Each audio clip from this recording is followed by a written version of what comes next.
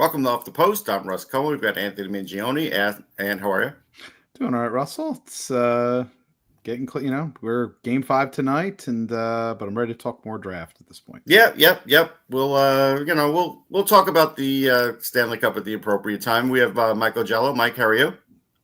Yeah, please let's not talk about the Stanley Cup after that abortion that was in Game 4. Ugh. Well, I mean, you would talk about it if the Leafs were in it, but since they're not. And we have the Prospect Don, our buddy from the Combine, at Prospect Don on Twitter, does a great job. Straight from Chicago. How are you today?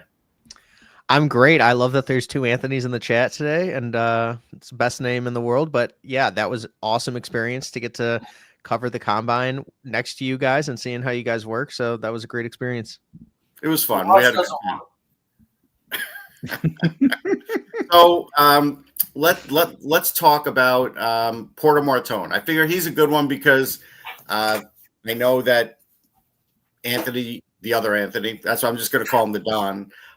You think he is going to go to Chicago. I like him. I'm not concerned about his skating. I watched him in the World Championships for the 8 minutes they gave him, and he got right to the net. He's always going to get right to the net. He's got great hands, and I really do think he's like almost on his own island as far as being that type of forward with the big forward with skill that is hard to find. So what's your thoughts on him? Well, I would obviously love Porter Martone.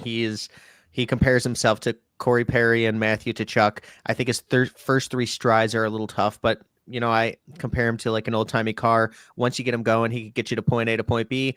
As Chris Peters said, he's one of those guys that has improved his skating a ton, but I do not think that Blackhawks are going to draft him now after hearing a bunch of stuff. I think it's going to be Anton Frundell, who has an incredible slap shot, really good shooter, good vision. But I think for Porter Martone, he's a guy that just has a lot of good traits, especially offensively. He's not gonna play that power forward role, but at 6'3", you can obviously help him. Like, you can put him in positions to succeed with his incredible vision, playmaking, and shot. I think it's a little underrated. So I just think that there's like a ton of opportunity for this guy to be a 30, 35 goal scorer. I know Stephen Ellis earlier in the season said that he was going to be he could potentially be a 40 goal scorer in the NHL. I mean, that's kind of high. I love Stephen, but I won't say that yet either. But I wouldn't call him a power forward. That's why I didn't. So I agree with you on that. Yeah, I think he's a very soft-skilled player that has a ton of offensive attributes. Like I said, his defense isn't bad necessarily, but in transition, if he doesn't get his skating, his first 3 strides a little better, it's going to be a weakness for him. He could be playing in the NCAA with players like Luke Misa and going to Penn State, and they're loaded. I think that he should go to the NCAA because obviously you can practice 4 times a week, and that's going to really allow his skating to increase a notch. But yeah, I think the person that he said when we were talking who was the best player under 23 in the NHL was Connor Bedard. And I obviously love that being a Blackhawks fan. And he also gushed at the Combine about the Blackhawks. So I think he can see an immediate fit with this team. But I don't know if Kyle Davidson is going to take his skating as such a weakness and bring him aboard, even though because we've drafted incredible skaters in the past. So that might be the one knock on him. Why Frundell over, let's say, Caleb Desnoyers or the other centers in your mind?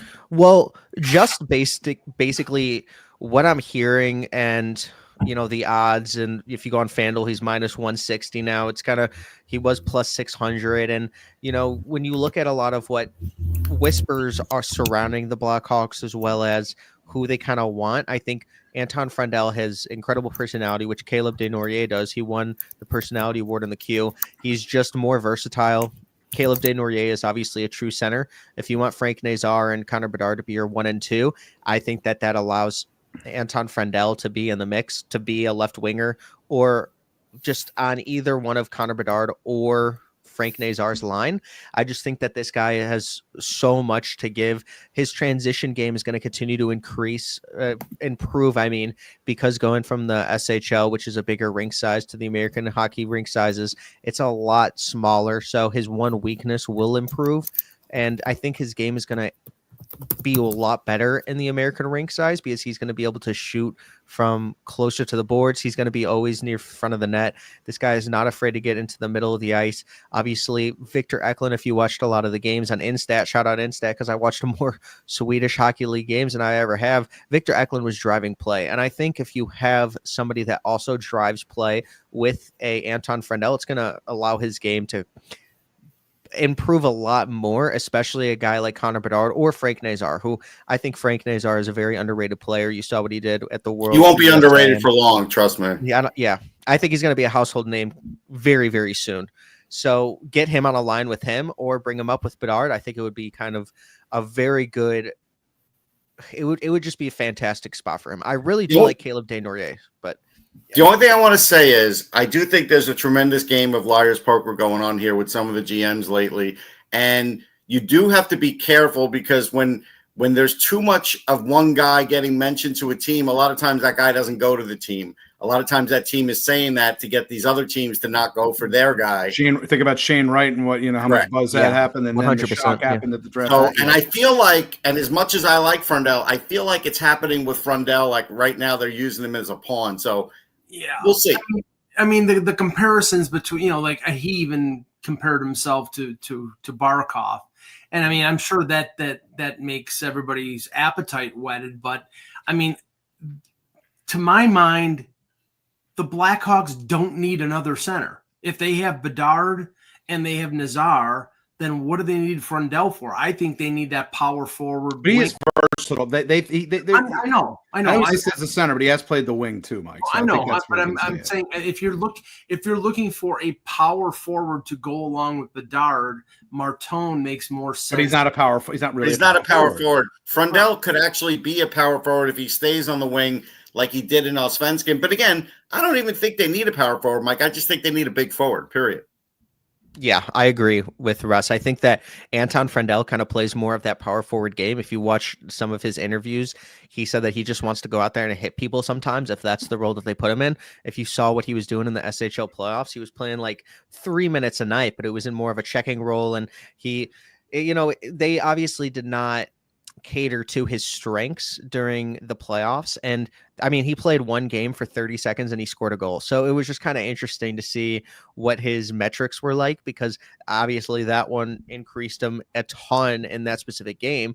But if you're going to, I think in my rankings, it would be James Hagens and Porter Martone on another tier, and then Anton Frundell and Caleb Desnoyers. I just feel like, obviously, I think Caleb Desnoyers could be on that other tier, but I just think that there's a significant drop off.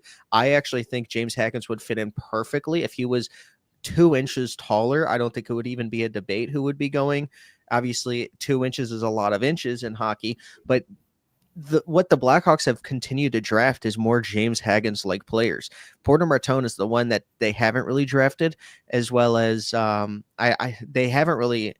They've drafted, to your point, a lot of centers recently. Oliver Moore is also a center, and we don't know if he's going to play wing, as well as Boisvert, who's going to be playing at EU. Yeah, so we have like 4 centers right now, and how are we going to implement another center? I don't think Frank Nazar can play on Bedard's wing. I just don't think that would make sense. That would be reminiscent of kind of what the Maple Leafs have going on, where it's, we're with them. Obviously, Marner's going to leave, but I just think that the Blackhawks have an abundance of the exact same players. You go ahead and you take Porter Martone, and if you want a similar player, take James Hagens because of the upside. I see him as like a Logan Cooley-esque, Jack Hughes, which was his comp, but I see him as a little lighter Jack Hughes, as well as like a Frank Nazar without the speed. So you have good options. Obviously, the draft starts at 3, in my opinion, and maybe we see the Blackhawks trade up, but I just for Michael Misa, but I think that it's going to be Anton Frundell. And yeah, I'm going to be talking to Marcus Kruger soon, his teammate, and then just asking him about a bunch of stuff, because obviously he was he played for Chicago on their cup run. So I'm going to be interested to see what he has, little tidbits of Anton Frundell's game that he can tell me too. So I think it's just going to be the pick there at 3. Yeah, I think just to also answer about Caleb Desnoyers, it's not his fault, but playing the Q does not help him when they're trying to figure out how he stacks up against some of the others, And I think even though he plays a game that translates to the NHL, you can't compare it to even Allsvenskan. So it's kind of like, that's where he loses in that. It's not his fault. Yeah, and the one thing on Caleb Desnoyers as well is, he's a great defensive forward. He had 2 bum wrists, and I feel like that could be a very big talking point in the Blackhawks organization, because you saw what they did last year at pick 27 with Marek Vanacker, who had a injury that kept him out, but he played on it, and then he kept him out for like 2 or 3 months this year. They see a lot of upside in guys that played injured but played at a high level. When you have 2 bummed wrists and you were still destroying the queue, and I mean, he did play very well in the first 2 games in the Mem Cup, and so I feel like that's actually going to help him maybe be the pick at 3. Obviously, Caleb Desnoyers is a great player. I could go on for like 10 minutes on this guy. I think he is tremendous, and he's always been one of the top players in this class for years. So to your point, yeah, I think that could also be the case. And like you said, it is lying season for GMs everywhere right now and people in the organization. So we have no idea other than the top 2 picks.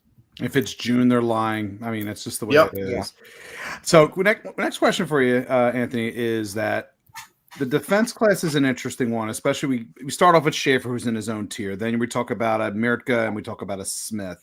After you get past that, where do you have some of the rest of some of the defensive class in your mind? Keyshawn Aitchison has shot up my board. I mean, he had 26 goals and he showed incredible defensive prowess as well as physicality. I think that teams like, if the Rangers keep their pick, which seems kind of unlikely at 12, I think they are going to swing it to Pittsburgh so that they have their Gavin McKenna sweepstakes after we're seeing what they're doing in the sell-off of veterans. So I can see the Penguins potentially picking Keyshawn Aitchison at 12 as well. I feel like that would be a good spot. I think they would go higher upside forward, maybe a Carter Bear, Lyndon Lakovic, and then you would go, or somebody that falls, but then you would go Keyshawn Aitchison. I really like Blake Fiddler's game, but Cam Reed, he's not in my top 20. Go ahead. No, saying not that high, though. Not for me either. No, not. So I'm just talking about like the rankings I have. Like it would be, those top 3 that you had mentioned. I have Mirtka higher than Jackson Smith, but if Jackson Smith does go to Penn State, it's going to be an interesting season for him. I think that he is going to play a lot of minutes and play well, but Mirtka is just a Moritz Seider. That's what he said to me, kind of comp where he was playing against men at 16.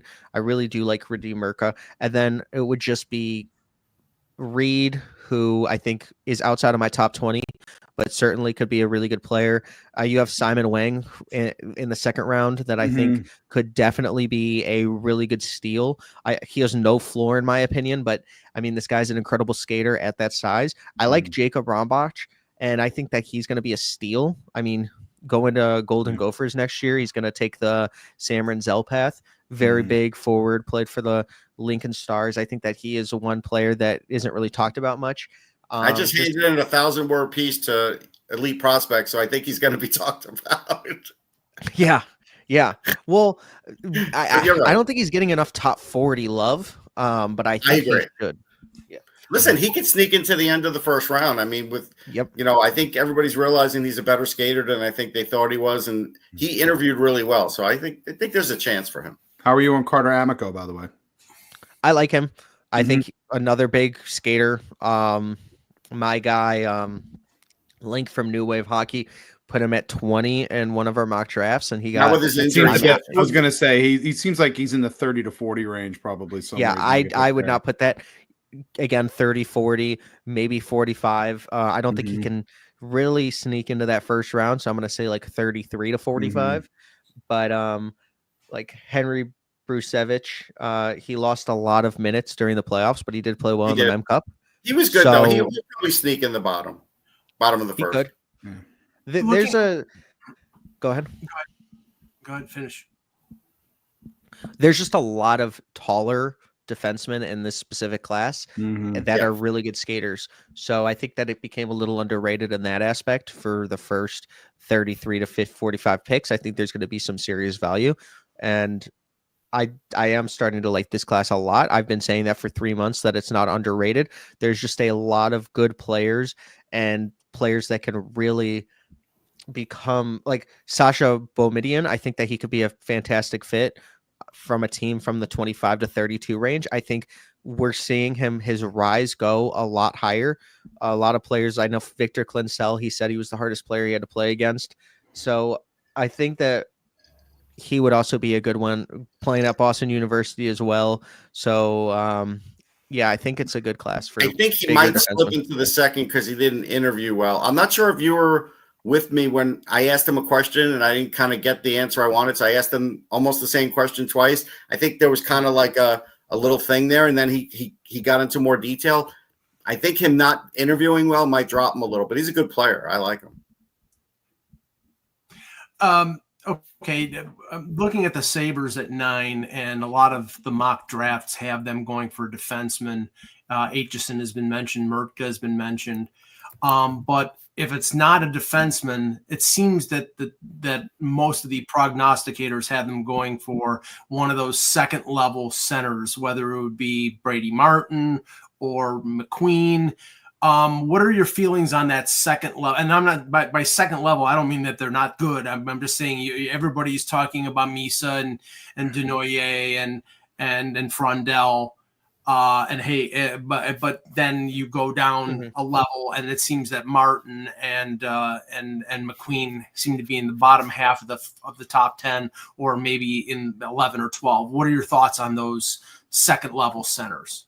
Who do you like the most? I really like McQueen. I think the Buffalo Sabres are in a fantastic spot here because if they don't walk into a right-handed defenseman, which I think they are going to take within a Merca, or they could go in a different direction, but I think Merca would kind of be the perfect fit if he gets past Seattle. Yep. I would say Buffalo is going to get a player that is a lot higher on their board than they thought that was going to fall. If they get Brady Martin, that would be a fantastic value, basically. I think that there's even talk that he could go 4. I do not agree with that. There's also talk he could go 7. I think whoever the Bruins don't take, which Don Sweeney watched Roger McQueen like 3 times live, and I mean, he didn't really even play that many games. So the fact that he, per game, what did he play, 17 and scored 20 points? His first game, he had 4 goals. I think Roger McQueen has some of the highest upside in the entire class. Being a 6'5" right-handed center, he was basically built in a lab. He has soft skill. His edge work is phenomenal. He has great hands. He has a cat named Potato, which is hilarious. I just feel like this guy is just one of those players that could really shoot up on draft boards. But what about the pars fracture, Anthony? I mean, the pars fracture in his back is a problem. Yeah. I would say the back injury is why he would be there at 9. And, you know, obviously he had said that the back injury was a lot better than expected for the prognosis and that it was misdiagnosed at first. And obviously he did bench press and pull-ups too, which I was a little surprised about. I know we talked about that even before he talked. We didn't really think that was going to be the case. So I feel like if there is good medical there, it's not going to be a Caden Lindstrom type of injury, and as well as Caden Lindstrom didn't drop last year. He went before Demidov. I feel like it would be just different situations. And I have a L4, L5 herniated disc. I had hurt my back like 10 minutes before my James Haggins interview, so I had to like crawl in there, and I was like, shoot. But so if you make a move, your back is tensed up. It is hurting for you, and you're 6'5" at 18 years old. It could only get worse. So I completely understand if this guy falls. But I do not think that he should fall. He is one of the highest upsides in the entire class. And to your point, there is a second wave of centers, and there's going to be about 7 of them that come off the board probably before 9. Basically, if you think about Anton Frandel as a center. So honestly, you guys can even walk into Martone. There's a situation where you guys walk into Martone and he's on the board. I mean, get your other, not Tage Thompson, but kind of a similar type of build there. So you guys are in a good spot. Even Victor Eklund, even though he's smaller, I don't know if you guys would go smaller. For sure. Yeah, but the Sabres have made a habit of drafting slight Swedes. I mean, Ostlund. But he's different. But he's not slight though. Physically, he's more like a bowling ball. He's short of stature, but if you watch him play in his, in the offensive zone, Mike, he's like a little bowling ball out there. He's tough to knock off the puck. Right. No, he's tenacious, but he's not big, and that's the thing. No, he's not big. But You're talking about Rose. You're talking about Roseanne. You're talking about Ostland,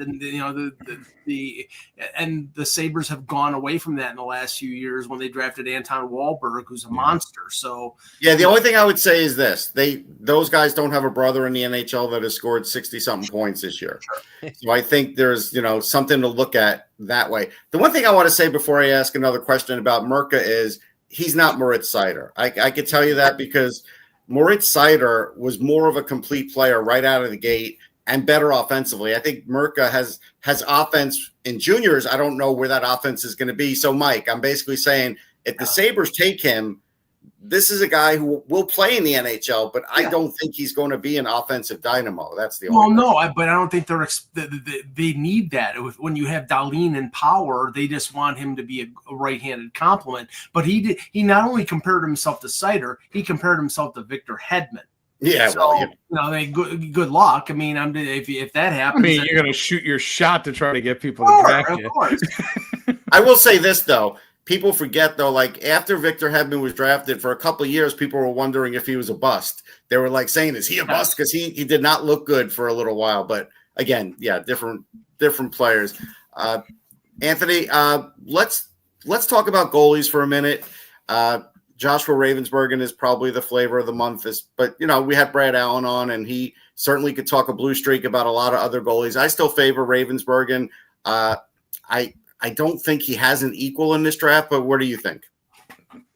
I had Jack Ivankovic number one for a long time on my list, and you don't worry about his height at all, even though there's maybe 3 goalies his size in the NHL. Mm-hmm. The thing is, his player comp was UC Saros, which means absolutely nothing, but it's just kind of a goalie at his size that has dominated. Wolf is also doing similar things. Mm-hmm. I think that he's just cool, calm, and collective.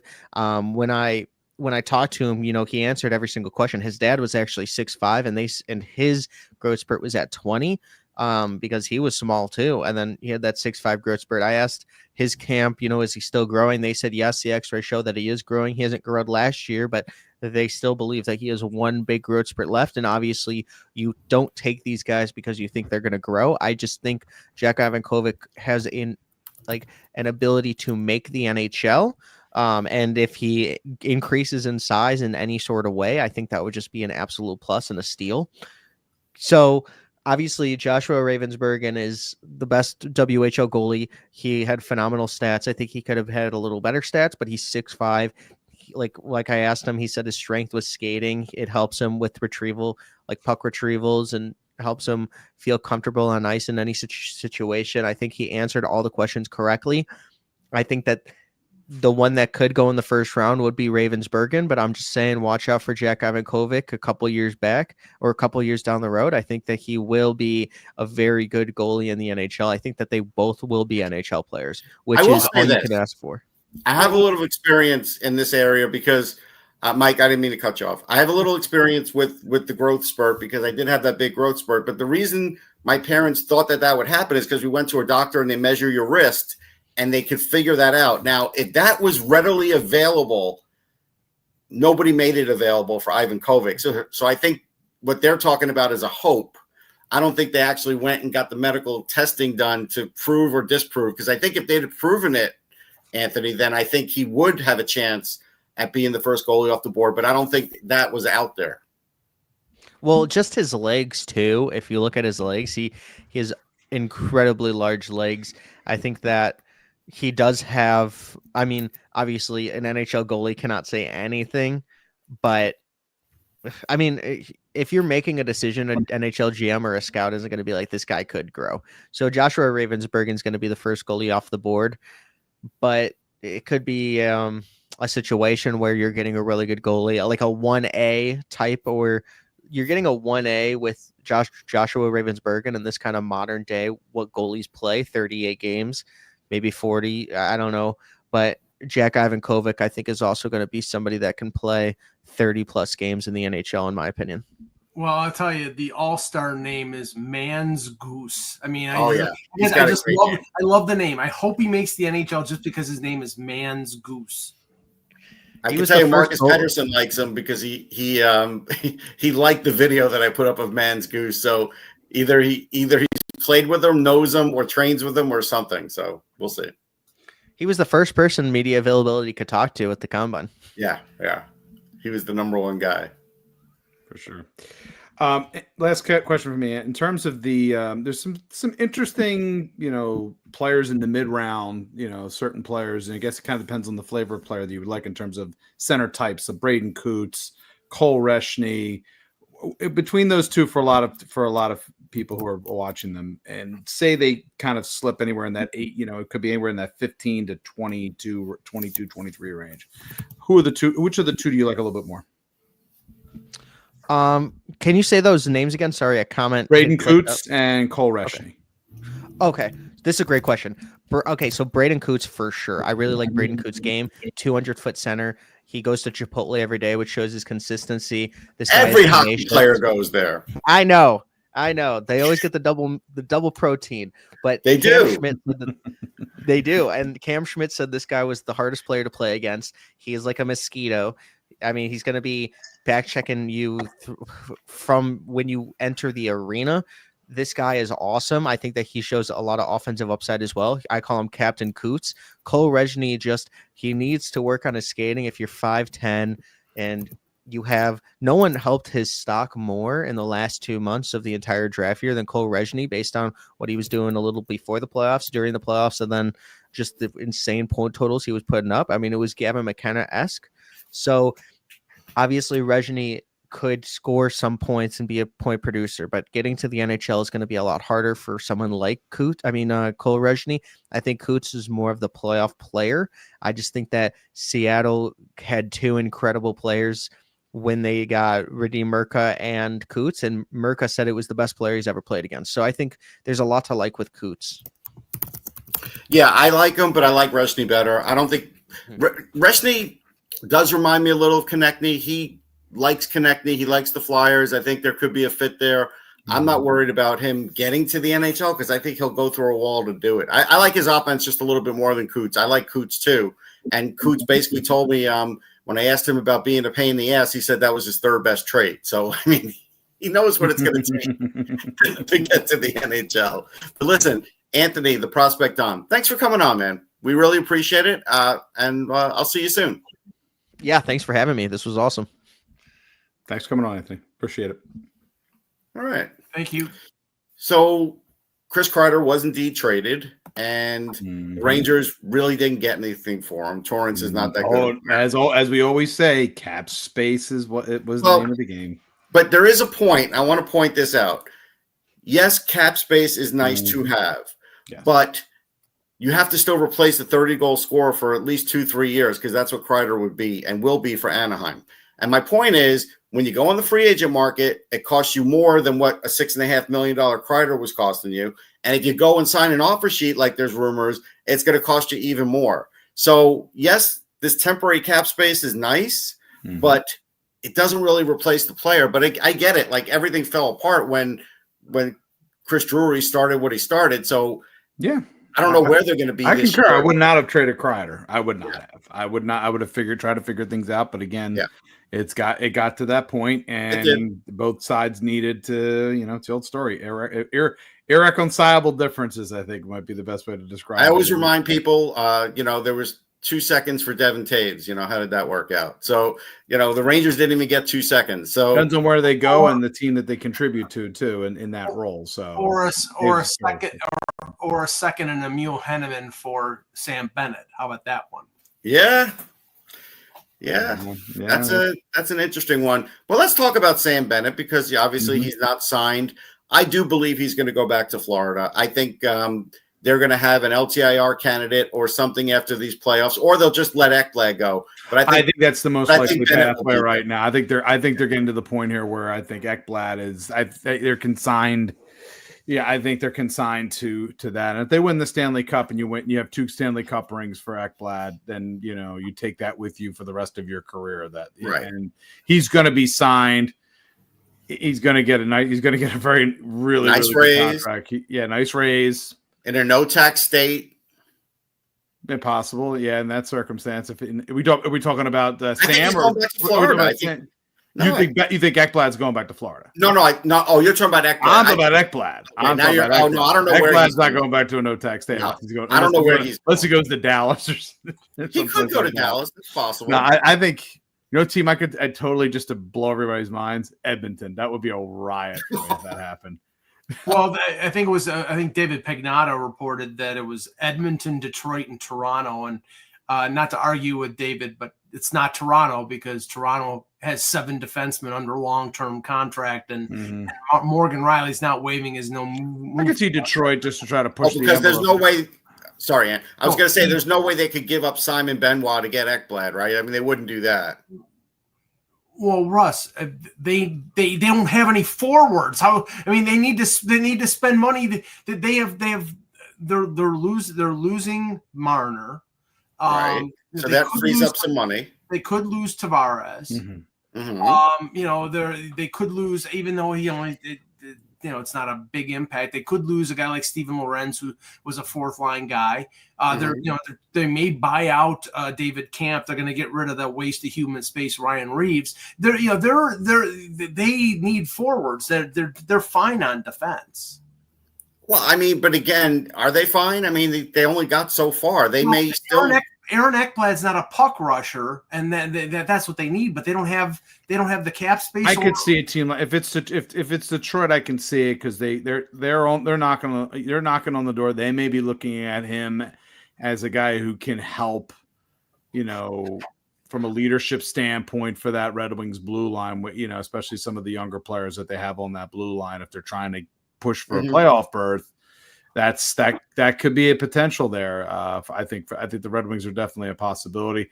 Edmonton, I'm not taking out of the mix. Edmonton's gotten to see a couple times already, so they make some. They are able to make some movement there, and they could improve their blue line immensely there. And having an Ekblad added to the blue line could very well make them the favorites again in the West next year. Well, God knows it'd be tough for Ekblad to supplant Justin Hall in Detroit. I mean, maybe the Leafs will get a puck rusher like Eric Gustafson. I was waiting for that.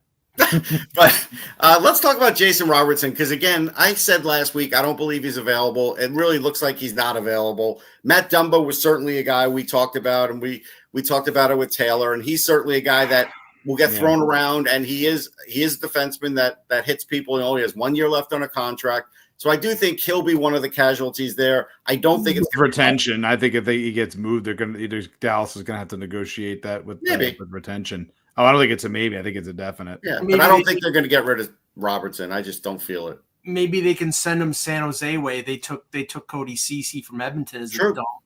But the funny thing is that the name out there has been Mason Marchment, which would make a lot of sense because he's got 1 year left and he's scored 20 goals a couple years in a row, and I think there's a market for him.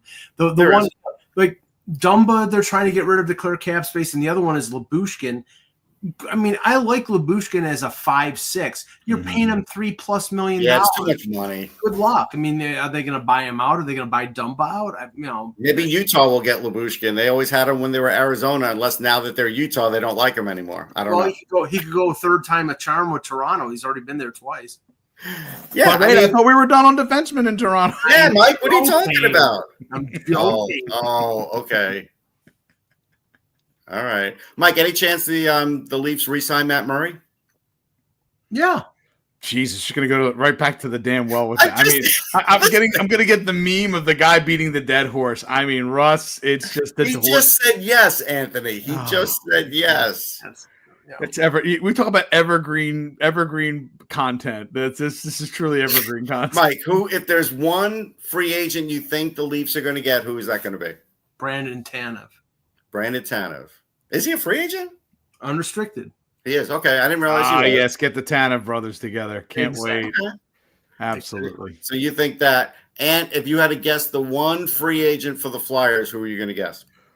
Oh boy, it's a tough one right now. I feel like they're still more knocking on the trade doors than they are looking at free agents.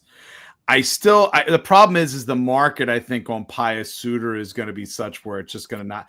It makes some sense from his him play when we talked with Patrick Johnston from the province. Yeah. He makes sense. I just feel like his market is going to be such where it just does, from a salary standpoint and an extent, it just doesn't make sense. I'm just not sure right now, Russ, with their class. I think goaltender is probably the area that they are going to be looking for. I think in this circumstance, I think they're going to. My guess is I feel like Kolosov has probably played his last game, at least here in So is North David America. Rittich an upgrade? Like, I don't know about Rittich. Do you get on the, is it, are you looking at, are you looking at Jake Allen? Are you looking at Jake Allen? Or again, this is another area where Alex Lyon? You're going to go Alex Lyon? Yeah, I'm not even saying in free agency in this case. Maybe they decide to go again. This could be going the trade route. It sure. Well I just think it's hard to trade for a goalie. Like, I don't think Gibson's available. No, I don't think so either. I mean, Stuart Skinner will be available, and I don't think they should do that. Is Curtis McElhinney a free agent? Curtis McElhinney, is he even? No, Jamie McLennan might be, though. Get him come out of retirement from being on Toronto radio. Yeah. Noodles. It's just I really don't have a feel for what the Flyers will do in free agency. I just don't. I mean, it almost feels like it's probably, the trade route seems to be, if you're going to add anything, it's that way. I guess, again, this is one of those cases where we'll see what they decide to do. I need to kind of delve into the market, but from the goaltending free agency standpoint, it's rough. It is rough. It just is. But I cannot see them going in the next season with Sam. I say Sam Ersson certainly is back, but he'll be there. Yeah, but Fedotov, I think that ship has sailed. He'll get a shot in camp, but I think he ends up. There's a good chance he ends up on the Phantoms. He'll replace Cal. Someone say, "What about Cal Peter? Bringing Cal Peterson He'll on be a lower making the deal." same money in the minors as Cal Peterson because he'll save about $1 million on him, and it'll be the same thing. I have to delve in a bit more into the market to see who might be possibilities here. It's just tough to see right now. Kristen Jari, come on down. Yeah, I don't think they would do that. I'm going to say from the Rangers standpoint, I think it's Ivan Provorov for the Rangers. From free agency standpoint, we know that Ivan certainly would probably want to be there. He wants to go to. He probably would want to go to New York. I could see Provorov there. A little big more Met fans. His girlfriend, wife is a little more two-way play. Although again, there is some because there is some concerns I think about wear and tear, some of the metrics on him as well. I guess also defenseman type. I look at him versus Gavrikov, and I just feel like I would take him over Gavrikov. That's what I'm saying. I just see him lining up more with what New York would be looking to do here. Yeah. I think that's the most likely path. But then for an offer sheet, I could see the Rangers trying Gabe Vilardi. I can because that's the other route that I was thinking if from Philadelphia's standpoint too. Yeah. Again, if we're going not the unrestricted market, but if you're going to try to go restricted free agent, Vilardi checks off a lot. I think checks off a ton of boxes for Philadelphia. Whether he's playing the center position, I think for Philly, I think the Flyers would want him to be a center for them. But we also know he does have the ability to swing out. They don't have a lot of size in their lineup that a Vilardi could provide. Well, I don't know if they're going to go with, I don't think they're going to put an offer sheet on Rossi. I'm just highly doubtful because of what his contract demand is. I find it laughable. You see some of these lists of potential offer sheets, and Peterka and Matthew Nyes are at the top of the list. Mm-hmm. Matthew Nyes is not getting to July 1st. The Leafs are either going to sign him to an 8-year deal, or they'll bridge him if that's what he wants to do. But it sounds like he wants to stay in Toronto, and it sounds like they're going to pay him. The Peterka thing, I don't think Alan Walsh wants to go down the offer sheet road because the Sabres will match. And will he want to get stuck if he doesn't want to play in Buffalo? 7 more years. Will he want to get stuck in Buffalo for 7 or 8 years? I don't think so. And even if they sign him to a 1 or 2 year deal and load it and make it $10 million a year, I think the Sabres will still match it. I have bad news for Chris in the chat room. The Edmonton Oilers were smart, and they signed Pickard to a 2-year deal. He's on a reasonable $1.35 million, something like that deal for next year. He's locked in, man. It's Stuart Skinner that's available. He's their starter. Yeah, that was pretty genius on their part to get him on a 2-year. Although a lot of backup goalies do get in on 2 years, and now he's pretty much their goalie. The most amazing thing about Cal Pickard, and we watched him in Philly, and He was, listen, in his draft year, I was super high on him, and things got lost along the way. But right now in the playoffs, he's undefeated. Yeah. I can't. I'm not gonna explain. I'm not asking. I'm not explaining Calvin Pickard. It's just great team. He's got a great team in front of him. It's an incredible run. Well, the funny thing that they're on right now, but it's just a wild situation. The funny thing is, I saw Calvin Pickard play a lot of games for the Toronto Marlies when him and Garrett Sparks were the tandem, and it's hilarious that this guy is the same guy, and it's not. He's playing unbelievable. I give him all the credit in the world. He's the Oilers' only chance, because if they have to go back to Skinner if Pickard gets hurt again and they have to go back to Skinner, good luck. It's not happening. Yeah, it's hard to explain, but it's fun to watch, and we'll see what happens. Exactly. Like I said, I'll be down there. I'm also going to be looking for on Monday. The USA Hockey is going to announce the first 6 guys for the Olympic team. Okay, Mike, I would expect the Sabres. One of them is going to be Tage Thompson. I think he'll be one of those 6 that get named. I don't think so. I mean, I think he'll be on the team. I don't think he'll be one of the top 6. I don't know. Okay. Usually, I think they're going to go. If it's 6, it'll be 3 forwards, 2 defensemen, 1 goalie. The goalie will be Hellebuck. Yeah. I think the forwards will be Matthews, Eichel. That's what I think. Thompson could be the 3rd one. I do. No, I don't think so. Defenseman, you're probably going to go at Slavin, maybe. Slavin's boring, but he's going to make it. So yeah. No, I don't think. I mean, I'm not taking anything away from Tage Thompson. I mean, Adam Fox might be one of the other ones that gets named. Who knows? He had a fantastic world champion. Werenski probably would be the. Werenski will be it. Yeah. Yeah, he had a fantastic world championship. Guarantee. Yeah, I was going to say Werenski for sure. Yeah, he had a fantastic world championship. Tage Thompson. I think he'll be on the team. I don't think he merits a top 6 selection. So. Oh, pay attention, Mike, because if he does, that's a story for you. All right, that's it. That's it for Off the Post, and we'll catch everybody next time. Take care, everybody.